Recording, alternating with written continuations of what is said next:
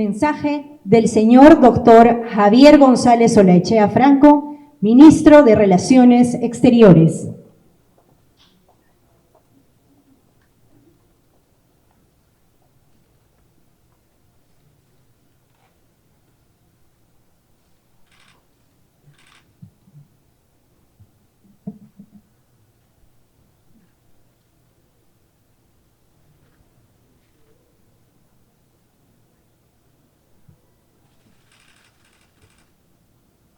Señora Ministra de Relaciones Exteriores saliente, embajadora Ana Cecilia Gervasi Díaz. Muy buenos días a todos. Señor Viceministro de Relaciones Exteriores, embajador Ignacio Higueras Are, querido Ignacio. Señora Presidenta de la Junta Nacional de Justicia, Imelda Tumialán Pinto. Señoras y señores congresistas de la República. Señoras y señores parlamentarios andinos. Señor Secretario General de Relaciones Exteriores, embajador Elmer Chalel Salcedo. Elmer. Señoras y señores ex cancilleres, ex viceministros, ex secretarios generales del Ministerio de Relaciones Exteriores, embajadoras y embajadores, directores generales del Ministerio de Relaciones Exteriores, señores presidentes de las asociaciones de funcionarios del servicio diplomático, funcionarios diplomáticos todos, servidores públicos administrativos de Torre Tagle, sin cuyo concurso esta institución no tendría la estabilidad que, además de la ley de servicio diplomático, le otorga al servicio que requiere la República. Colaboradoras mías del despacho que están ahí en la galería, un abrazo adelantado y agradecido. Permítame, invitados especiales, personales, y no por ser la última mención, ustedes comprenderán, saludar la presencia de mi esposa Patricia, de mis hijos, Lucrecia, Giselle, Camila, Andrés anda por ahí, los otros dos están afuera del país porque viven en el exterior. Mi sobrina Margarita, a su esposo chino querido, a Cecilia Erickson, a Cecilia Madre, esposa de don Nils Erickson, gran peruano, gran patriota, y cuya memoria siempre abrazo y beso. Conforme lo establece la Constitución, he recibido el honroso encargo tras asumir con el presidente del Consejo de Ministros, conforme a la Constitución, subrayo, que me fuera propuesto el cargo, y luego de reunirme con él y la señora Presidenta de la República, acepté, sin ningún lugar a dudas, en momentos difíciles del país, con un contexto internacional adverso para todo el mundo, situaciones de conflicto, en donde los países con menos fortalezas son quienes son los más afectados, y dentro de ellos los sectores menos favorecidos, las grandes mayorías nacionales. Acepté el encargo honrosamente sin dudarlo, a sabiendas de lo que conlleva ejercer la función pública. Deseo, en segundo lugar, también expresar mi agradecimiento, mi reconocimiento a la muy importante labor de la señora canciller saliente, doña Ana Cecilia Gervasi, embajadora de carrera,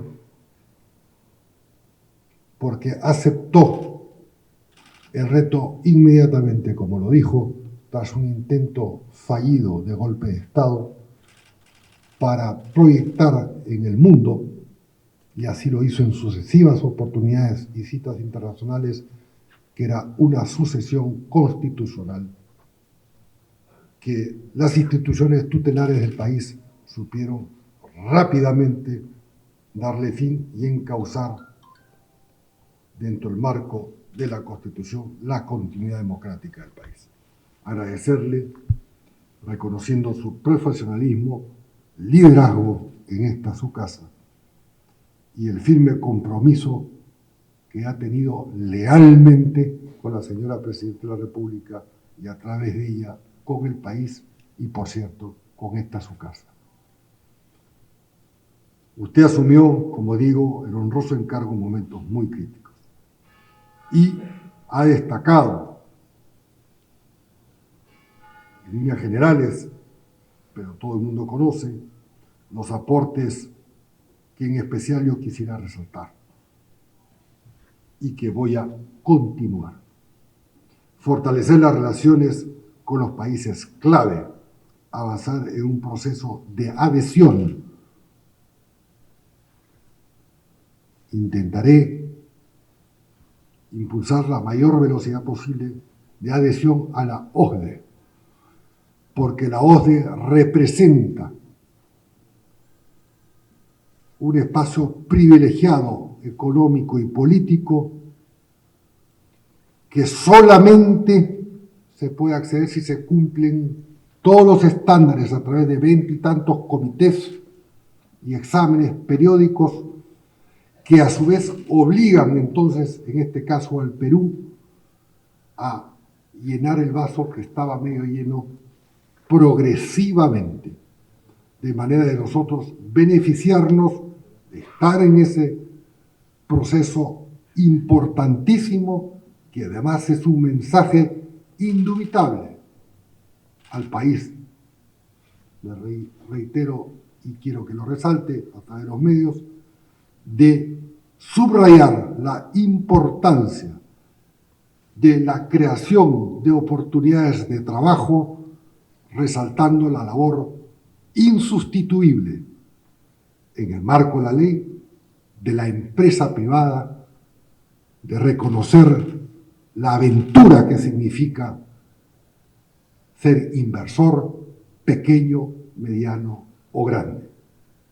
Y en este caso, la OCDE es el espacio privilegiado para ir llenando gotas y que el vaso aumente en su densidad.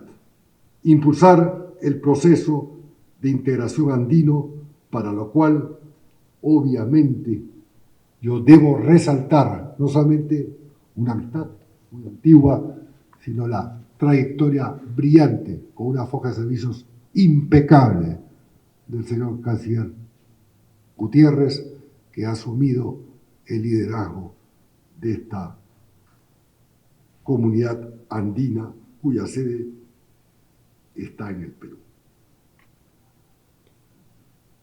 Y asumir la presidencia pro tempore de la Alianza del Pacífico. Por mencionar, permítame, canciller, resumirlo de esa manera, todos sus aportes.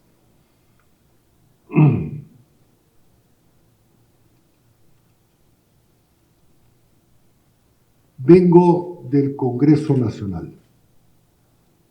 Yo he querido, tras una breve alocución, cuando juramenté, porque estaba en la prensa, por cortesía y porque respeto mucho el trabajo que hacen en condiciones muy duras, pensemos en las zonas de conflicto, que es donde hasta pierden la vida,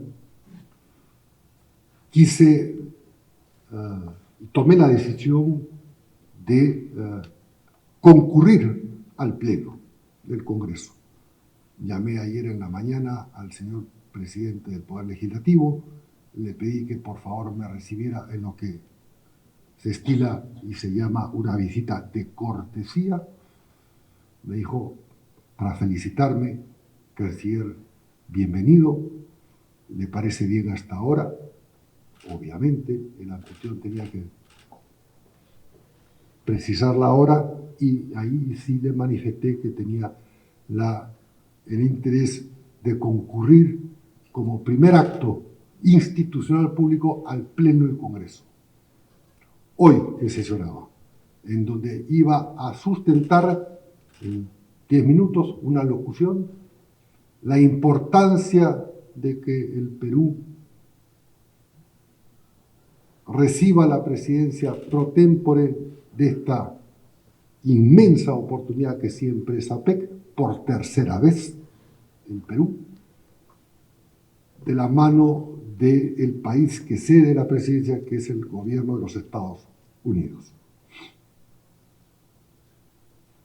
En el Congreso les dije, además, a los señores representantes, de la manera más respetuosa, que estaba en condiciones de asegurar, tras haber, desde el primer momento que asumí, hablado con el secretario adjunto del secretario adjunto de Estado de los Estados Unidos, quien recordaba, yo pensé que no lo iba a hacer, una vieja vinculación, hablando en un perfecto castellano, le dije, mira, Brian, yo necesito, como nuevo ministro de Relaciones Exteriores, proteger a mi país, proteger a la señora Presidente Constitucional de la República y hacer todos los esfuerzos conjuntos de la mano para obtener lo que obtuve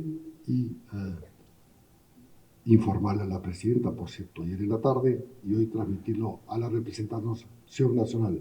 Esto es por escrito. El señor secretario adjunto me envió un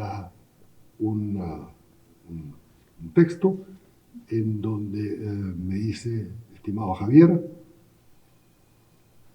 estoy en condiciones, palabras más, palabras menos, de asegurar que la transferencia de la presidencia pro tempore de Estados Unidos al Perú está en la agenda oficial de del presidente Biden, así como la participación de él directamente de entregársela a la Presidente del Perú. Yo le he mostrado al presidente del Congreso, que tuvo la gentileza, por unas razones que él visitaba los servicios de Torretale, lo invité a pasar, tuvo la fineza de estar en mi despacho a las 9:15 de la mañana, lo cual realmente es un presidente de un poder del Estado y yo soy un ministro. Y conversamos 5 minutos, 10 minutos, y las publicaciones, las fotografías autorizadas por él están en los medios de comunicación. El contexto internacional, y voy a solamente puntualizarlos porque no puedo hacer una intervención compleja y larga. Quiero resaltar el escenario internacional complejo y desafiante, no solamente para el Perú, para todos los países, signados desgraciada y dolorosamente actualmente por la guerra, vamos a decirlo con todas sus palabras, por la invasión en Ucrania y el conflicto en Medio Oriente. El avance vertiginoso de las nuevas tecnologías y el cambio climático. Tenemos como política de Estado, y esto no hay manera de que nos podamos salir de ella, como política de Estado, la promoción exterior de la paz y de la seguridad internacionales, conforme lo establece la Carta de San Francisco, que es el instrumento jurídico con el que se funda las Naciones Unidas. en donde además de ser ese el objetivo, garantiza la igualdad de los estados y la soberanía de cada uno de ellos, y establece también los mecanismos internacionales en la Asamblea General, como todos conocen, y en el Consejo de Seguridad, para procurar esos objetivos. Nuestra participación para promover el desarrollo, erradicando la pobreza y en especial la pobreza extrema, porque somos muy conscientes de las situaciones que se han agravado con el coronavirus y otros fenómenos ajenos a nuestra voluntad y a los impactos en el Perú y en otras partes del mundo de los conflictos que he mencionado, y en especial en las mesas populares, que no tienen cómo defenderse 2, 3 o 4 días después, reconociendo que los peruanos, y especialmente los sectores más populares, son las mujeres las principales sostenedoras, sostén, como se quiera bien expresar, de los hogares nacionales, que son hogares, digamos, diversos a lo que era un hogar hace 40, 50 años, porque tienen a la sobrina, en la misma habitación está la tía, está una cuñada, y entonces las condiciones realmente son angustiantes. Nos preocupa y haremos los esfuerzos desde la política exterior para fortalecer lo que yo considero necesario, la cooperación técnica internacional, en especial la cooperación técnica no reembolsable. Esto es la que se da en asistencia técnica en los puntos más críticos. Mira que mi paso por Naciones Unidas me permite pensar que es posible.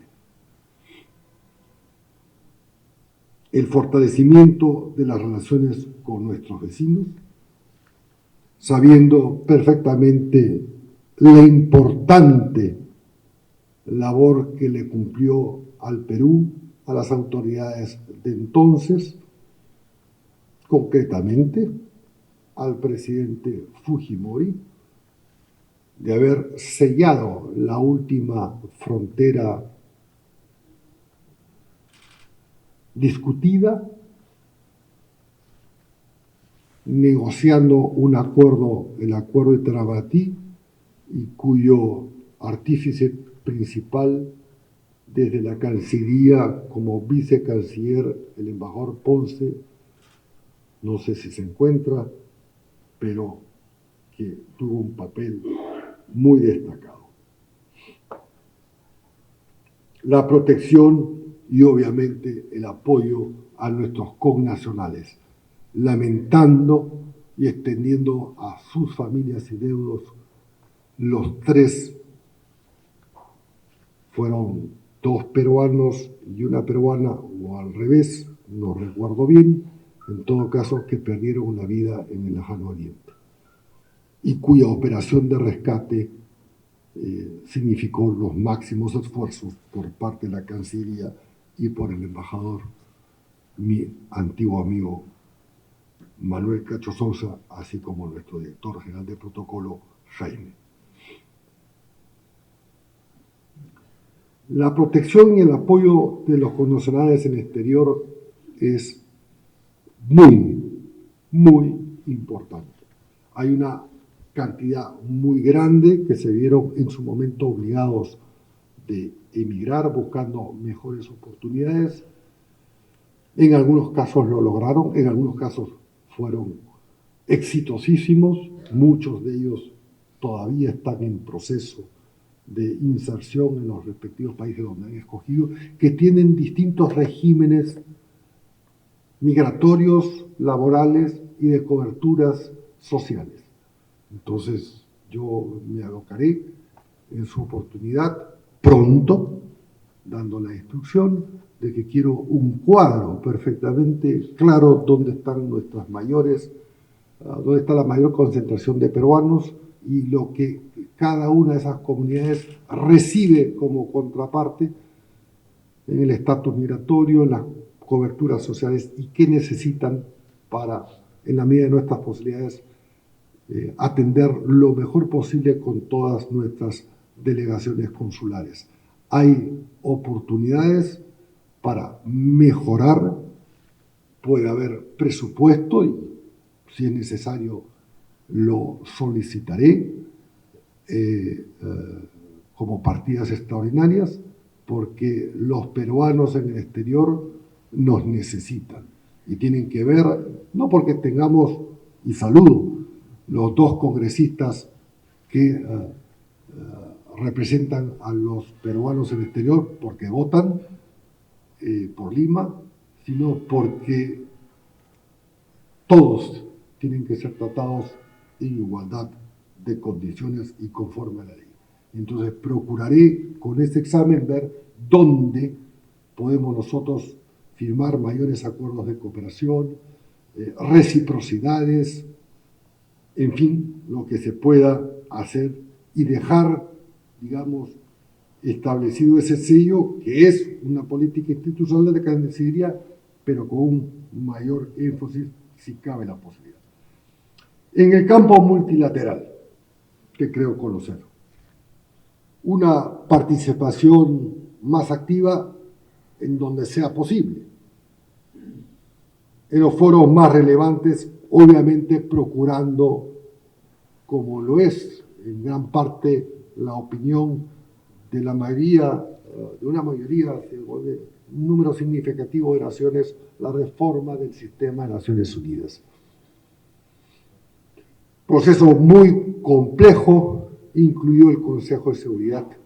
Hemos visto hace poco, yo leí el informe que presentó nuestro representante Víctor García Toma hace 2 viernes, en la sesión extraordinaria de la Asamblea General, leí todo el informe, preparado y autorizado por la señora Canciller, en donde se sostenía que debíamos nosotros y la comunidad internacional subrayar y poner por encima al derecho a veto la condición de la membresía en igualdad de condiciones y, sobre todo, el objetivo para el cual fue creado desde el primer documento y cuya denominación de Naciones Unidas le cupo al presidente Roosevelt 3 años antes en la reunión de OAX, en una residencia en los Estados Unidos,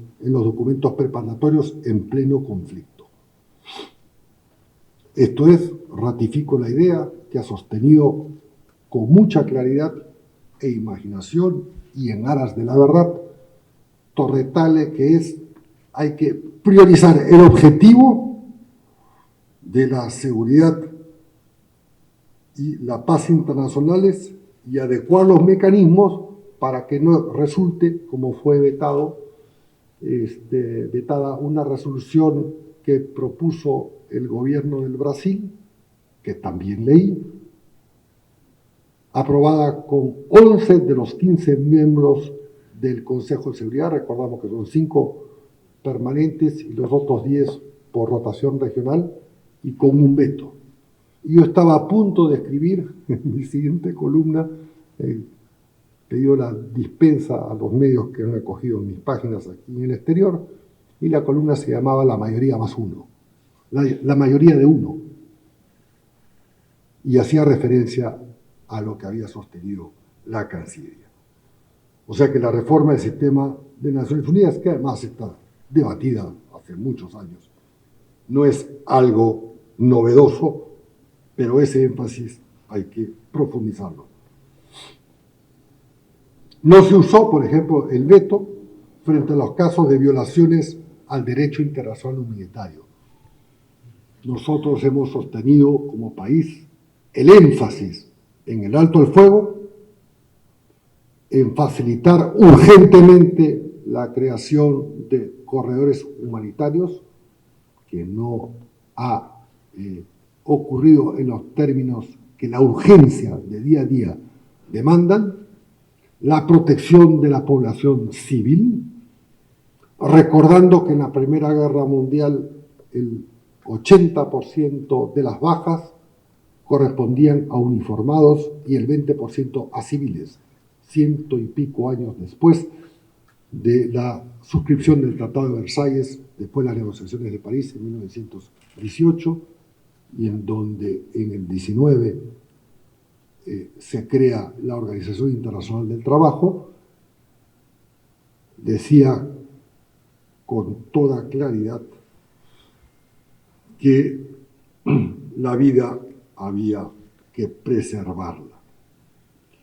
Y entonces nuestra preocupación será en que la reforma del sistema de Naciones Unidas, conjuntando esfuerzos con los demás países, pueda, sabemos que es una organización, un sistema muy, muy complejo, cada organización con sus propias reglas, sus estamentos, pero no queremos dejar de señalar y de profundizar esa línea institucional que, dicho ese paso, mereció sendas intervenciones en su momento de grandes ex cancilleres de la República y, por cierto, de la participación de nuestro insigne embajador, don Javier Pérez de Cuéllar, 2 veces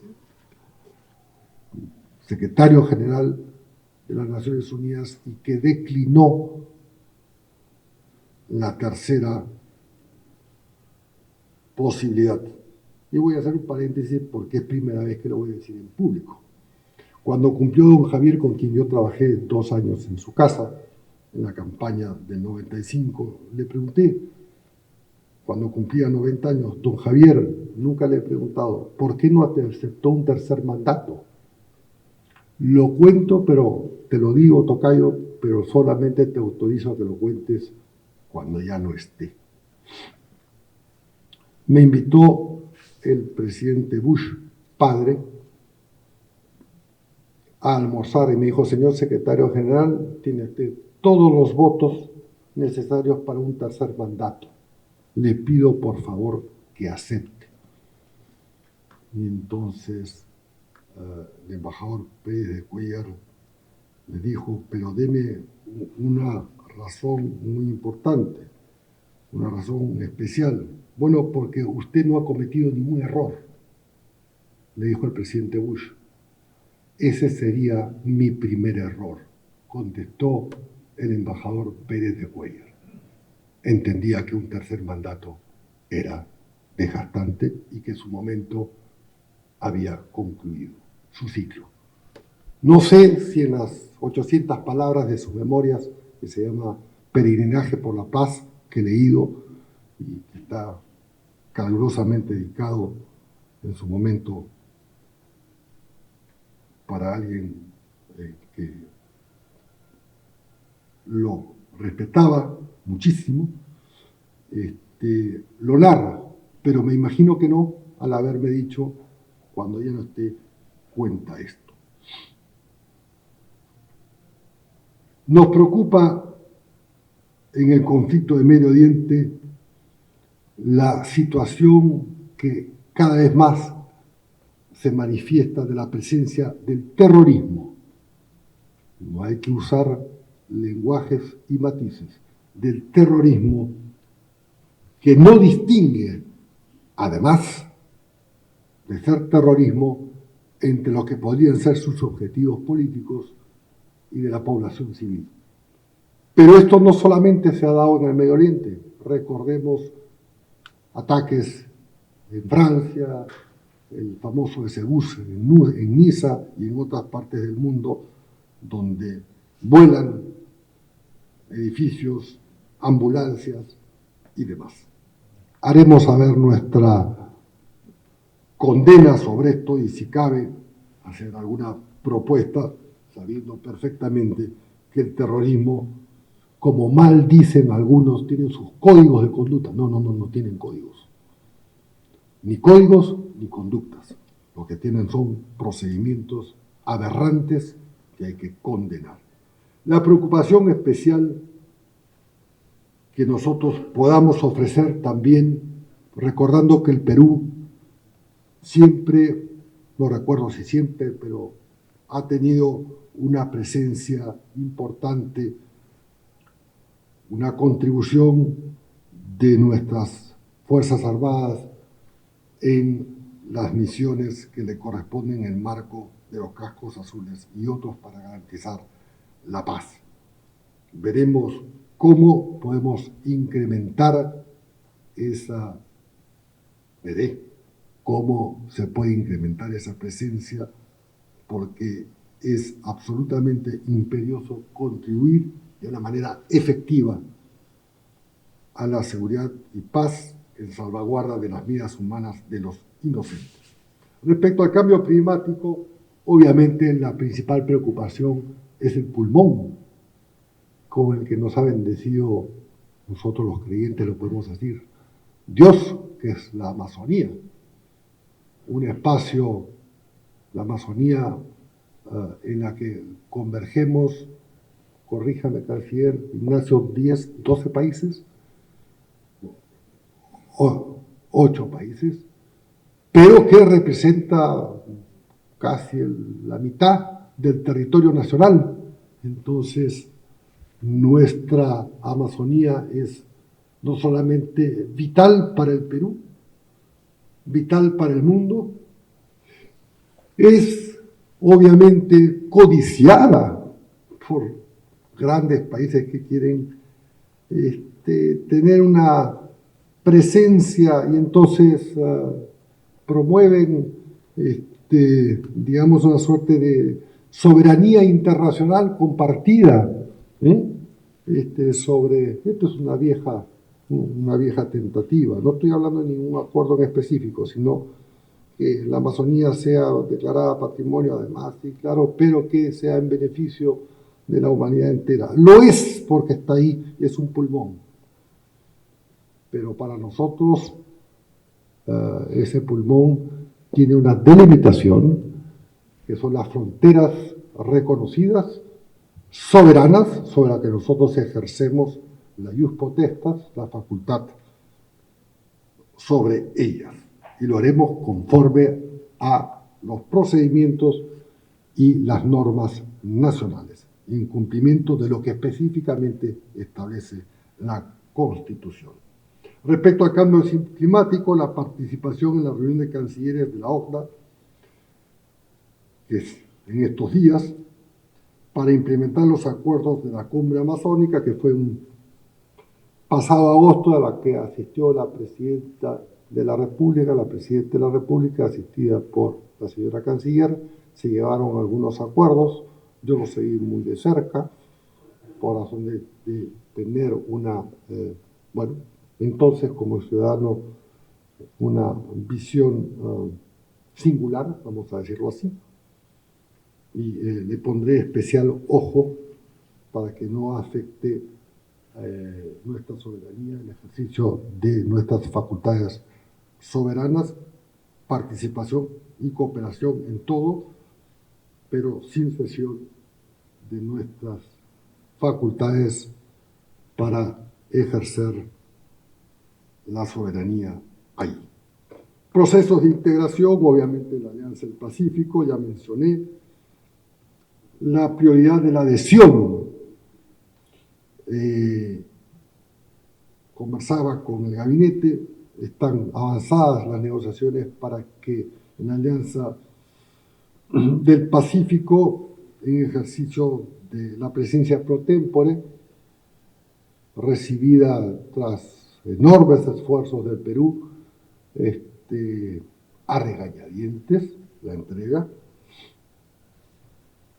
y con el reconocimiento que hay que hacerle a la República de Chile y en especial a su canciller, Tancred Barán, si no me expreso mal, que estuvo aquí en una reunión 2+2 hace 2 semanas y que tuve la oportunidad de saludar y conversar, muy brevemente, por cierto.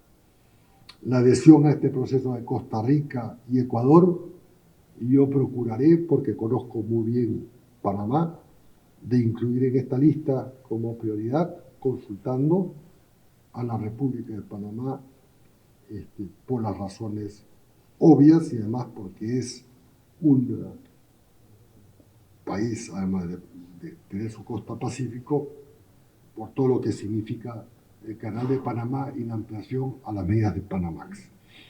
La comunidad andina, Gustavo, fortalecer nuestro proceso en todo lo que sea posible, la importancia para nosotros de contar con el secretario general, que sea un peruano tan reconocido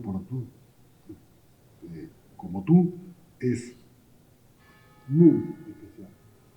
Yo sé que debe responder a los 4 países miembros de la comunidad, pero uno nunca abandona su corazón.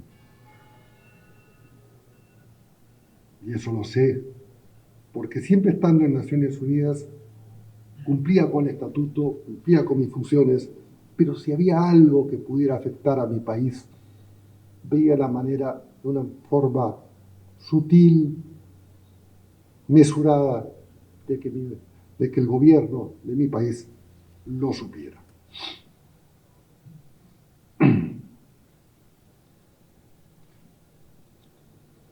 Respecto al PEC, ya resalté la importancia del viaje de la señora Presidenta de la República, sustenté políticamente en 7-10 minutos y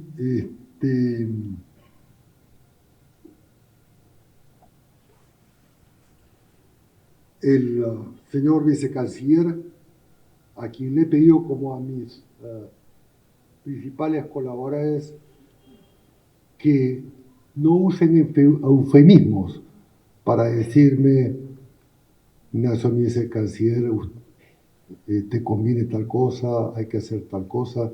Les he dicho privadamente, y ahora lo digo: no quiero que me oculten nada. Díganme a la vena lo que está mal, dónde está el peligro, si estuve bien, si estuve mal, qué tengo que corregir.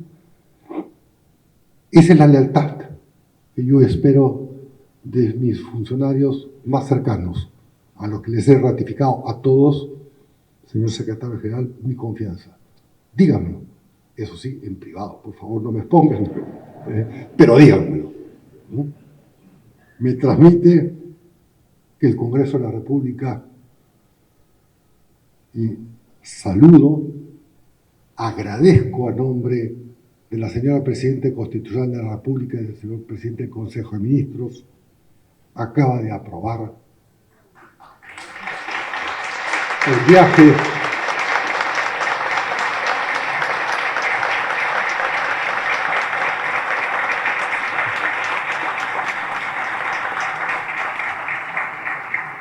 de la señora Presidenta Constitucional de la República para recibir, me siento contento, para recibir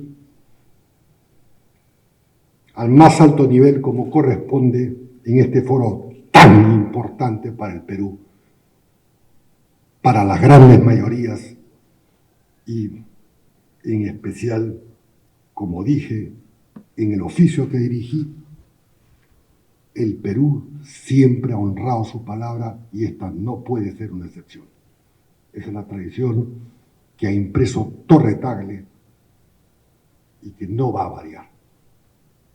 Comprometiéndome en el Congreso a decir que estaba a disposición y que por propia iniciativa yo presentaría tras cada viaje un breve informe sobre lo hecho y sobre los resultados esperados, porque claro, producidas unas reuniones, no es que tienes resultados al día siguiente. Cada país tiene que adecuar sus políticas públicas, concordarlas con lo que se acuerda, y esto es un proceso.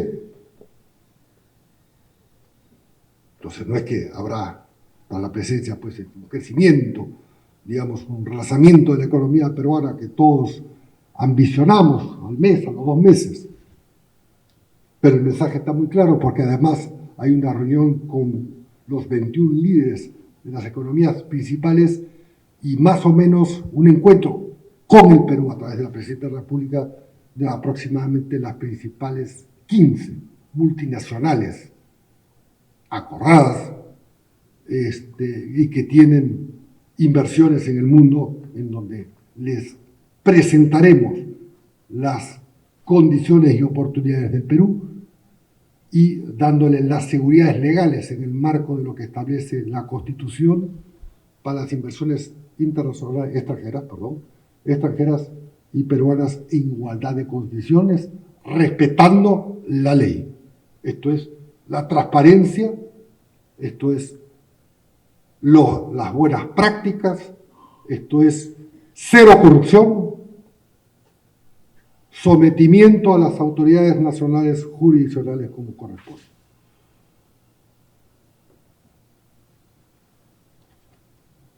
De las relaciones bilaterales vamos a seguir con el mecanismo 2+2.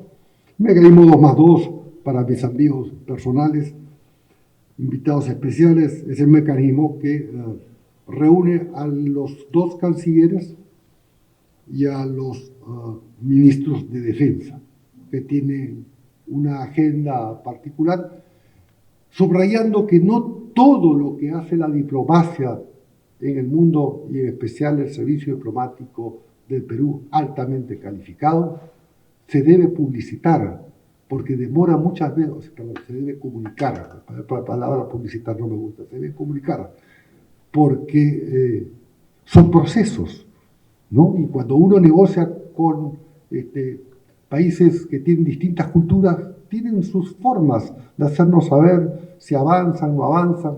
A mí me ha tocado a veces, si negociaba el martes con una delegación y el miércoles me cambiaban siempre la delegación, y entonces de foja cero iba, volvía, bueno, sus costumbres, saberlas con anticipación para respetarlas, respetar sus vestimentas,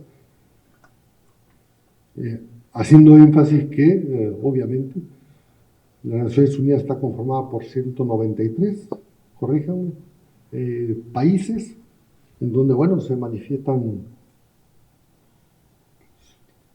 5.300 lenguas, en la mayoría de las cuales no hay traducciones sobre términos de las lenguas oficiales de Naciones Unidas, que son 5. Y en las relaciones bilaterales, además del mecanismo 2+2, el 12+2+12, cancilleres y ministros de defensa, y tengo próximamente una reunión sobre la materia en Brasilia, después de estar en San Francisco en este mes, para la cooperación en materia de defensa. Al Perú le interesa mucho la cooperación de defensa. Al nuevo canciller también. Y a veces también me preocupa. Hay desequilibrios. Y estos no favorecen el mejor clima de la confianza mutua. Ustedes saben perfectamente de lo que estamos hablando. Entonces, estas reuniones son importantes y lo que se refleja muchas veces en los acuerdos son los consensos hasta donde se pudieron llegar. Juan Belit, querido embajador, notable internacionalista, sabe perfectamente cómo me obsequió un libro de polemología, la ciencia de los conflictos. Sabe perfectamente que en los conflictos todo lo que se habla no se vuelca en los documentos necesariamente. Y hay cosas que se acuerdan no ser transmitidas, porque la opinión pública de los países tienen que procesar, así como sucedió en La Haya, progresivamente los resultados a los que se llegue y acuerdos a los que se llegue. Finalmente, Torre Tagle. Reitero mi admiración por la trayectoria de más de 200 años. El ministerio fue creado, no recuerdo si bien el primero o segundo decreto después de Manina y Guerra, como se llamaba en su momento,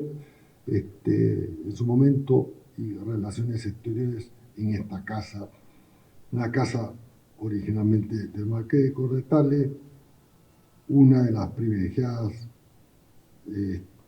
descendientes, María Paz Ortiz de Ceballos, aquí presente, amiga, muy querida. El embajador Carlos García Bedoya, que impuso con ese enorme talento que tenía un sello que han seguido todos sus discípulos prácticamente, y que yo volví a leer en un libro en donde hay 24 o 22 pequeños artículos de discípulos de él que escribieron sobre, ¿están tus líneas? Sobre, de cada perspectiva, la visión en los 70s de García Bedoya de la inserción en las mejores condiciones del Perú en un mundo entonces también adverso. También sobre ello escribió Carlos Alzamora, dedicándome su libro en su oportunidad, y a quien rindo un enorme homenaje, y que lo sepa toda su familia, y en especial Rosario, su esposa. Y por cierto, no puedo dejar de mencionar la histórica presencia en esta casa del canciller Porras, que además se lo recuerda por la más importante intervención en la historia, a mi juicio, de una reunión hemisférica, que fue su discurso en San José, el año 1956. Es una pieza oratoria, tras lo cual abandona por unas discrepancias presidir la delegación peruana.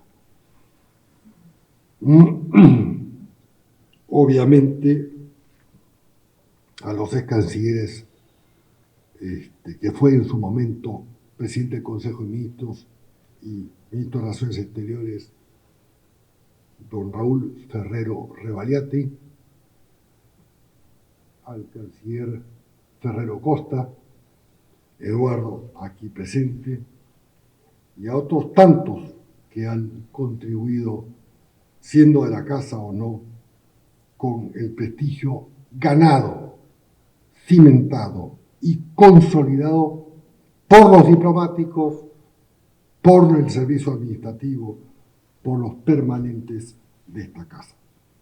Yo me siento muy cercano, pero sé que mi tiempo es limitado y siempre está sujeto a la evaluación de la Presidenta de la República, del señor Presidente del Consejo de Ministros y, por cierto, del Congreso de la República, a quien debo rendir cuentas también de mis actos como funcionario público. La Cancillería, pues, está al servicio del Estado y abraza la diplomacia, la democracia. Quiero hacer un llamado a todos los que integran la Cancillería de que trabajen igual, porque lo hacen muy bien, aman al Perú. A los que están estudiando en la Academia Diplomática, cuyo director, Julio Garro, creo que está presente. Julio, gracias por la gentileza de concurrir. Nos conocemos hace algunas décadas. Transmíteles, por favor, a los aspirantes al servicio cuál es el mensaje. Seguramente lo van a conocer, pero el espíritu que el nuevo jefe político de la casa siente como suya esta gran Torre-Tagle, por dos razones, y concluyo. Primero, porque mi padre, a quien algunos de ustedes recuerdan, de buen o mal humor, a veces hombre de carácter, pero amante del Perú, y representó con toda dignidad, junto con mi madre, al país donde le tocó estar hasta el último día de sus funciones. Y a mi amado hermano Manuel, miembro del servicio, que partió prematuramente hace unos 3 años. Después le siguió mi hermana, y hace 1 mes y 4 días mi tercer y último hermano. a quienes lloro, y este acto también se los dedico a ellos. Antes de ayer, cuando pedí quedarme solo en el despacho, que es abrumador, lo primero que me vino a la memoria fueron mis padres, lo que esto significó. Mi padre entró como meritorio, no había carrera diplomática, como meritorio, trabajando, estudiando, trabajaba en la prensa, estudiaba en San Marcos, día y noche. Mi madre le esperaba con la comida fría, hasta que comenzó su carrera como tercer secretario en Santiago. Es abrumador el sentimiento, es una responsabilidad frente a la memoria de mis padres y frente a lo que le hubiera gustado, con toda seguridad también, la hubiera hiper alegrado a mi amadísima hermana Margarita. Señores, gracias por su concurrencia, su paciencia. Discúlpenme si he hecho unas referencias personales, pero no podía dejar de hacerlo porque esta fue la casa de ellos y hoy me cuento yo como su nuevo conductor ocasional en la medida que Dios me proteja, y así lo decía la Presidenta de la República y el Congreso de la Nación conforme a la Constitución. Gracias, y tras esto hay un brindis para todos ustedes.